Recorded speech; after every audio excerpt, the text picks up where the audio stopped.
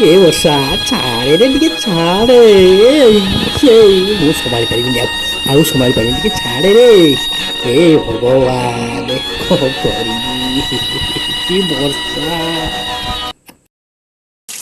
ଆଜି ଠିକ୍ ମଜା ନଉରେ ପୁଅ।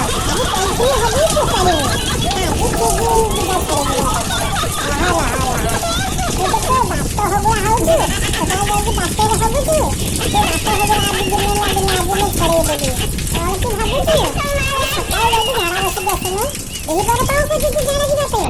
ଆରେ 5 ମିନିଟ୍ ପାଇଁ ଛାଡ଼େ ତ ଭାରି ଅସମ୍ଭାଳ ହେଲାଣି କ'ଣ କରିବି ହେ ଭଗବାନେ